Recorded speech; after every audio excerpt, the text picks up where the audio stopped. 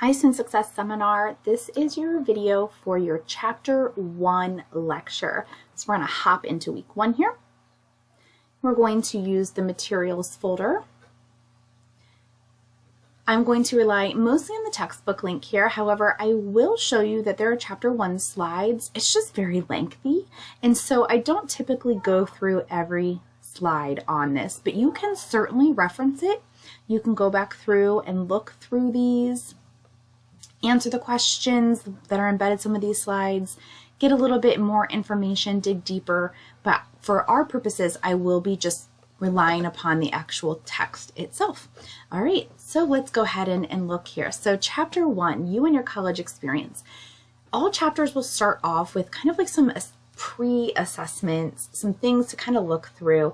All of these type of assessments, and you're going to see there's going to be several of them. There's going to be like takeaways and activities. I will not collect these, nor will you turn them in.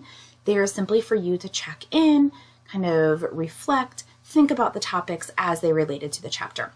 So this first one is just basically thinking about your personal knowledge and attitudes as it relates to mostly college in general. So again, it's very informal. You can go through and just kind of read the questions on your own and do a yes, unsure, no. I mean, you can certainly make it formal and print one out and do it that way. Based on that, this is kind of like a goal setting. Where do you want to go? Think about how you answer the questions above, look at those, and then be honest and kind of rate yourself on each of these areas. Your personal values education, your degree program. So again, just kind of taking stock of where you are now. And then this is a roadmap of the chapter itself, the things that we will talk about throughout Chapter 1. And so Chapter 1 is basically just one big page here. So you're going to see me kind of keep scrolling, and it's a lot of information. So feel free to like pause this, come back to it, listen to little sections, whatever is most comfortable for you. Okay, so the first little section talks about welcome to college. For some of you, this might be your very first class, your very first online class, your very first college course. So some of you, this is your second time to college. You're a CCP student. You're already been in the workforce. We're all a little different places right now. But the fact is, all college classes are going to look a little different, and just like all college students are going to look a little different. So one of the things our text does start to focus on is the fact that college education obviously has some very obvious benefits: job, money, career. However, just attending college in general has built-in benefits beyond those things. And so that's what it starts off with, talking about how students who attend college, whether or not they finish, believe it or not, will actually gain some of these other things: decision and problem making, self-confidence, lifestyle, healthy choices, economic decisions that you'll be better equipped to make. So all of these things play a role in kind of well-rounding us out as citizens as part of our college experience. However, a lot of students do not succeed in college fairly early on, and there's lots of reasons for that. Maybe it's financial, maybe it's personal, it's family, it's social, whatever it might be. But we want to make sure that we are setting ourselves up for success as much as we can. And success will look different for every person. Success sometimes is measured by grades, by degree, by money, by progress, however you measure success. One way we can set up for success, and I'm kind of using the operational definition of success as being meeting our goals. So whatever those goals are, a lot of you will probably have similar goals in terms of you want to pass this semester, right? This class, this semester, you want to get your associate degree, your certificate, you want to transfer to a 4-year. So that's kind of how I'm using success here. Is this text, this course kind of starts laying the foundation for that. And that's the whole point of this class, as well as the textbook, this is going to kind of give you tidbits here and there to help navigate through your first semester, for most of you, what will be your first semester of college. Now, everything is not going to pay off for you in this textbook, and some of the things you're going to start using now, and you're not going to see them benefit you until later. And that's okay, because it's all part of that process. So one of the things our text does have us do is kind of start thinking about, who are we? What are our goals as related to our college path? And so here's another kind of check-in. And I do really encourage you answering these questions. Again, I'm not going to collect them, but just to yourself, how long do you plan on being in college? A lot of you are working on your 2-year degree, which is kind of a misnomer because the average student takes about 3.5 years to get a 2-year degree. So if you plan on taking 4 years to get your 2-year degree, that's totally fine. And it's right on track. So how long do you anticipate being in college? How many courses you're going to take per semester? What do you think is going to be the most difficult part of completing college? And sometimes anticipating our barriers is a great way to think ahead. Is it going to be childcare? Is it going to be our work schedule? Is it going to be family obligations? And then how can we start maybe navigating those potential obstacles or potential ways to make our path a little easier? Something else we want to do is think about what matters to us. What are our values?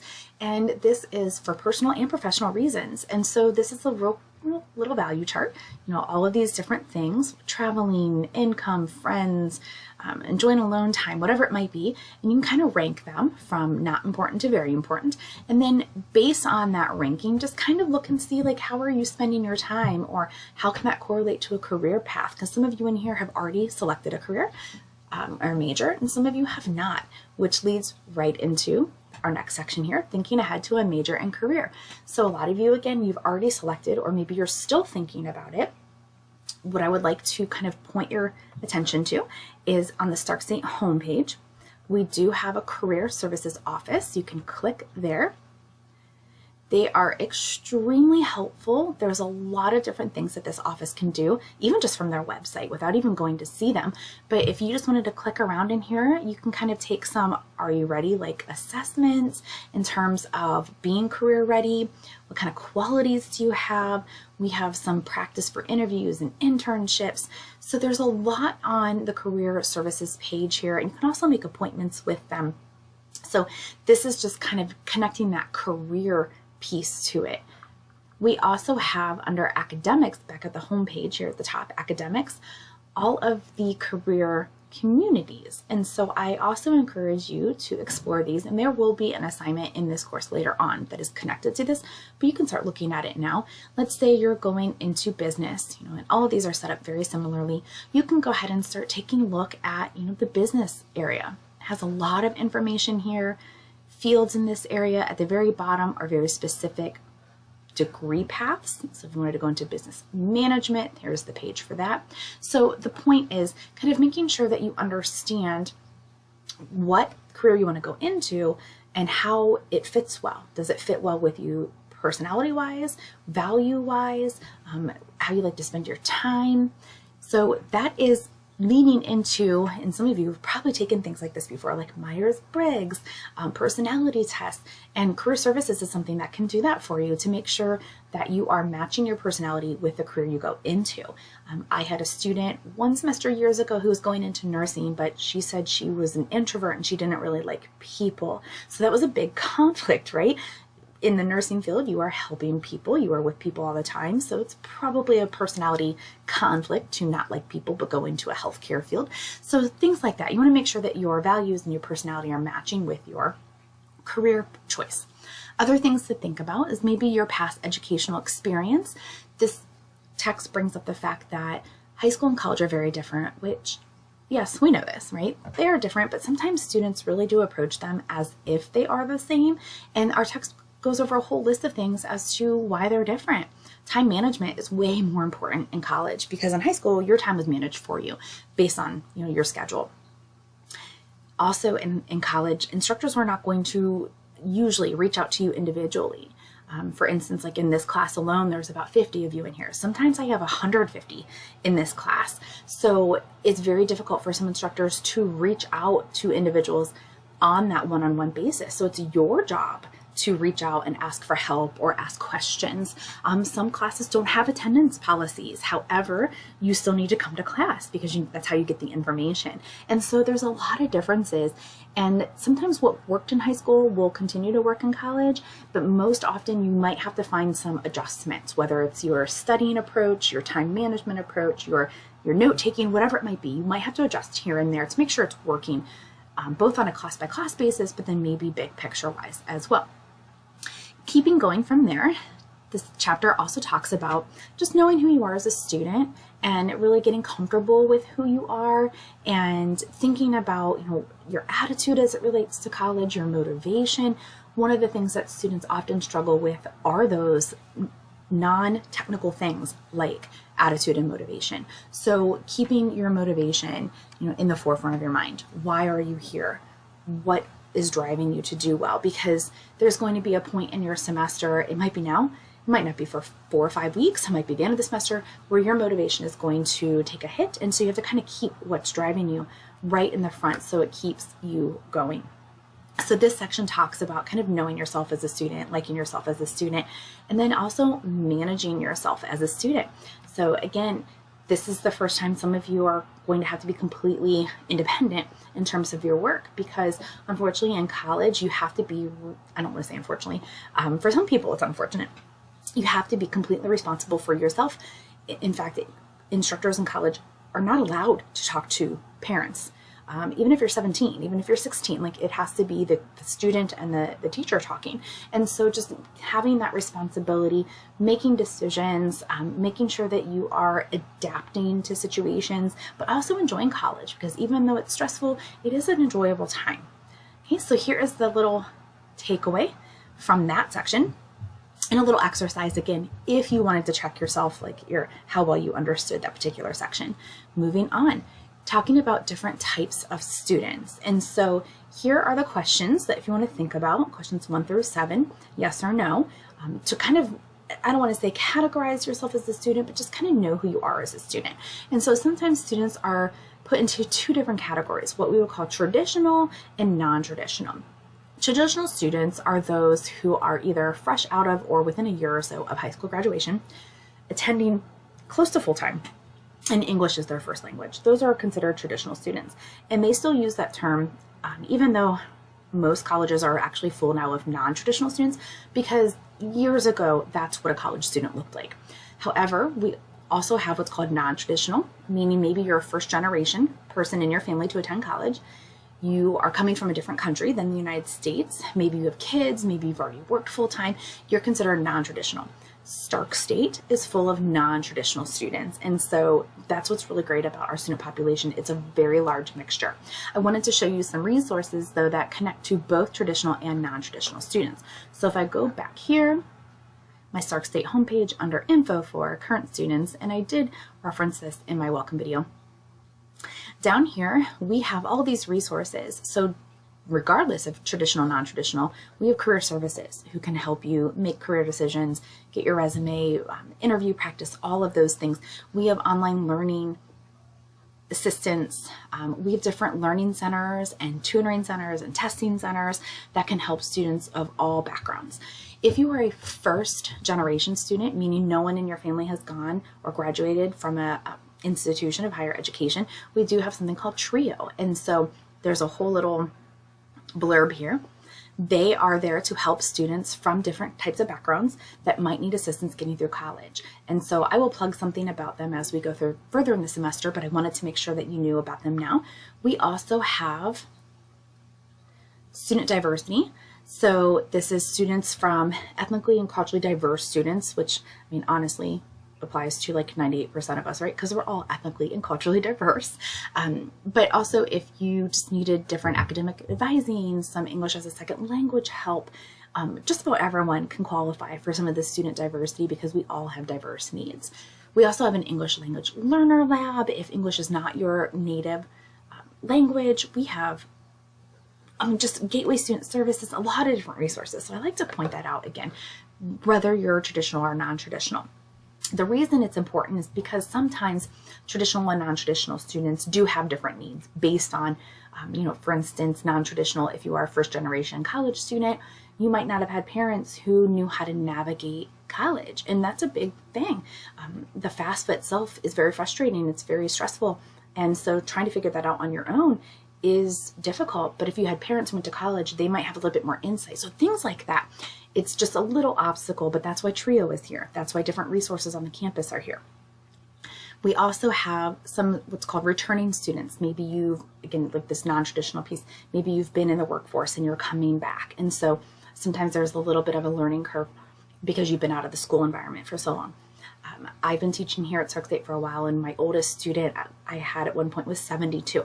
And so I like to tell all my students, it really doesn't matter whether you're 17 or you're 70.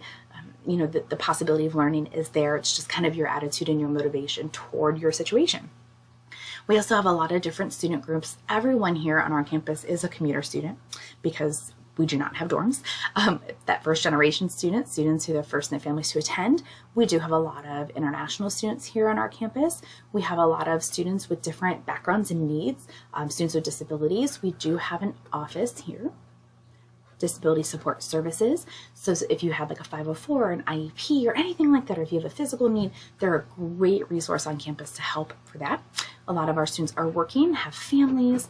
So we have a lot of different backgrounds of students here on our campus. Here is what is considered a profile of a successful student. And you can see this whole list. A lot of them are covered in different chapters that we'll get through throughout the semester. Good attitude, critical thinking, reading, like reading skills, test taking skills. So you can see this whole list and where we will delve more into them as we go throughout the semester. All right, kind of taking a quick break. Good time to pause if you need to. But this is the takeaways from that section. We're going to keep moving on. This is going to focus on how you learn. So there is 4 steps to learning. So this is going to apply because you are starting to take courses where you're going to have to be doing a lot of reading, a lot of studying. And so this particular section does talk more about the 4 steps to learning: preparing to learn, absorbing, capturing, and reviewing. And so you can see this cycle here. Preparing, kind of what it sounds like, being prepared. Whether that's in a physical classroom, an online lecture, making sure that you are ready. You have your materials, so you're physically ready, but also that mental capacity. You are ready to go. You have your mind is set. You are free of distractions, as free as possible. From there, absorbing means taking in new ideas, having an open mind, listening to a lecture, interacting with students, and considering different perspectives. Capturing is your note-taking. So if you are, and we're going to get to the learning styles in just a minute, if you are a read-write learner, you should be taking lots of notes. If you're an auditory learner, you might not be taking as many notes, but still jotting things down so you can go back and reference them. And then reviewing. It's really important to review, even if you don't have a test or anything you have to go back to, just really cementing that information in and making sure you understand it and you connect it to what you're learning in the class. Which then leads to what I mentioned, learning style. So there's lots of different schools of thought on learning preferences and learning styles. Some people think there is no such thing, that you can learn no matter what. There are some people who think, no, we all have one learning style. And then I kind of fall in the middle where we definitely have preferences, but we could adapt maybe based on the situation. And so what I always like to tell students is head on over to vark-learn.com if you never have before, and scroll down and click on what is your learning preference. And there's a series of questions, and you'll just click when I find, give a little scenario, and you'll just click the 1 or the 2 that fit you best. And then when you get done, you'll hit get results, and it's going to tell you what kind of learner you are. It's also going to eventually give you the strategies. So let's say you come up and you're a visual learner. It's going to tell you kind of how you organize information. It's going to give you some strategies in education, in the workforce. And so it just might be helpful as you get started in your first semester classes to know what kind of learner you are and how to use those. But I also like to point out that just like we all have different learning styles, there are also different teaching styles. And so sometimes you just have to be, again, flexible with matching or adapting to different teaching classrooms, different teaching preferences. So there's a little bit more you're welcome to read about the learning styles, which goes into reading. The College Reading Learning Association several years ago did a study that said approximately 85% of what we learn in college is done through reading. We have to read on our own. We have to read because we're in an online class. We have to read for a test or a paper, whatever the case is. Reading is incredibly important. And so there will be a chapter dedicated specifically to reading tips, but this in general just kind of starts talking about how when you are reading, it's really important to have some kind of note-taking in place, to use your own words, to look at different text materials that might supplement or help you understand what's going on. take notes. I know I've said that again, but it's really important. Take notes, look for the main ideas. All of that will play a really big role in the reading process as you are reading. All right, the next thing is listening. So listening is just as important. We are sitting in a classroom, we are listening to online lectures. We want to make sure that we have really good active listening skills. And so some of this applies to when we are in a physical classroom. We want to sit where we can hear. We want to try to remove ourselves from any distractions. So I know when I'm teaching in a classroom on campus, I always tell my students who are easily distracted to kind of sit toward the front if that's away from the door. So they're not seeing the door, they're not seeing people behind them. So it just depends on the classroom setting. You want to make sure that you're trying to put yourself away from other distractions. Talk to other students about what they're learning because they might be perceiving things differently. Read your notes out loud. Sometimes that helps you to kind of hear it again, and use different types of learning aids or ways to hear the information. I like to tell students, obviously with an online class, you can replay the lecture, but you can also record with the instructor's permission a lecture in the classroom and then listen back later. If you're a seeing learner, or if you're looking for tips on kind of this visual aspect, you want to take a look at like different charts and diagrams and color coding and look at different visuals and try to do as much as you can to like kind of visually stimulate your interest as well as the information. If you're a kinesthetic learner, there are some tips on what to do. Try to get as much of your senses involved as possible. A lot of kinesthetic learners are in the healthcare field, HVAC, your techs, things like that are going to be doing a lot of movement and learning. So there's some tips on what to do. And then they kind of added this in, I don't want to say recently, but it's something that's not talked about as much because I think this can be important no matter what kind of learner you are. Trying to establish an emotional connection with the topic, maybe making an example, tying your personal life to whatever it is that you're learning, go beyond, try to empathize with whatever it is that you're reading. So then this goes into a little bit more detail about your style versus your instructor's style.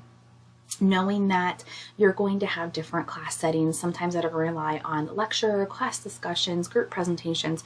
And so just, again, that key word of like adaptability, flexibility, knowing that you're going to have to get out of your comfort zone a little bit. That's what learning is about, is stepping outside of that so you can experience things in different ways and kind of grow to learn. There's some key takeaways. Again, a nice place to pause if you need to, because then we're going to start moving into the last little bit here of the chapter. And then finally, this goes over what is college. This is going to be very general, but so I'm going to boil it down more to Stark State. What's nice is here at Stark, our classes are generally pretty small.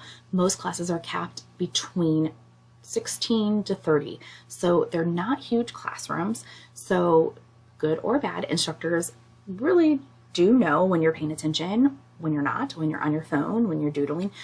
Not all instructors will say things because after all, you're an adult and you are paying to be here in many cases, unless you're in CCP, but you will be noticed. And so you want to make sure that you are attending these classes and doing so because you're investing your time and money into this. You're not going to like every class you take. And so you want to try to find ways to make sure that you can learn the best way that you can. Sometimes it might be forming a study group or checking in with peers, but you want to make sure that you are investing that time. Other things that has to do with just college in general is knowing the difference between the different types of courses you have to take. Everyone has like general education requirements. You're in one now. SSC101, your Student Success Seminar, is a general education. It's a course that every single student has to take, and it applies to no matter what career you're going into. Now, from there, you will have your technical courses. These are like if you're going into business, you have your business related courses, or if you're going into education, your education related courses. And then you have electives. Sometimes you will have like a list saying, hey, choose from this list of electives. You need 3 of them.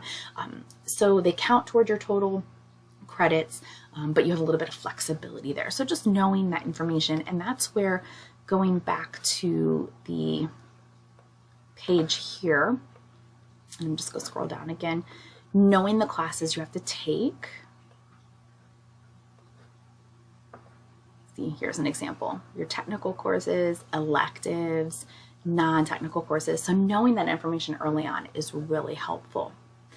Online courses, obviously you're in one right now. A little bit of myth with online courses is that they're easier. They're not. And some classes are definitely cut out for online modalities and some are not by any means. So online courses take a lot of time management, dedication, motivation, because you don't have someone standing right there in front of you. You also need very reliable technology. You need access to typically a desktop or a laptop. Chromebooks and MacBooks in a lot of cases don't always do the job because they don't always communicate with the learning management systems a lot of campuses have, including ours right now with Blackboard. So you want to make sure that you have all these things in place for online classes. You really need to make sure that you're asking questions, you're reaching out, you're staying on top of things. And so this goes through a list of things to kind of consider when you're taking online courses. Class attendance, again, you want to make sure that you're familiar with all of the class attendance policies with the classes you are taking. Some, after you miss so many classes, you potentially fail the class. Some have a little bit more lenience. You want to make sure that you're aware of that, as well as your online classes. They will also have attendance policies. You want to make sure that you're aware of college policies as well. So this talks a lot about college policies, college resources, which again is why I like to keep referencing the current students page, because it really is imperative that you are familiar with all of these because you are paying for them, so you might as well take advantage of them, right? So knowing about college resources, and this is the list of other things, know who your advisor is, do you have a financial aid question, know where to go, do you know where the computer labs on campus are? Here's even more, diversity office, and again, some of this applies to us and some of it doesn't, but we have a lot of resources. And again, the goal of the class is to go through and talk and highlight a lot of these. Okay, and then as we wrap up, the last little bit does start to talk about success, the difference between like what is success and what is failure. So again, we all define success a little differently. So I want you to make sure that you are using the definition of success that's going to help you move forward, whether it's getting a degree, getting to your field. And sometimes we want to make sure also we look at failure in a different way. What does failure look like? For some students, failure is getting a B. Other students, failure is really honestly failing a class. And so just knowing the difference between success and failure and how that plays a role. Do grades matter? Again, this is going to vary individually. Sometimes you may just want to, the old phrase like D's get degrees. And then other times students really are focused on getting very high GPAs. And so really, again, boils down to your goals, your success.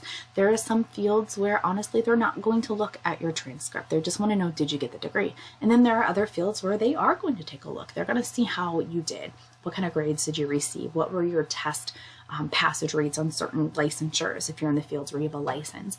And so just knowing about GPA and how it plays a role. Sometimes, no matter, depending on what field you're in, you will have a GPA requirement, especially a lot of the health fields to get into those. And so on these kind of papers right here, it will say, minimum grade of C or minimum GPA of 3.0. So knowing that early on is important. This goes on to calculating your GPA, information on challenging a grade, and that varies, but we do have appeal processes here at the college.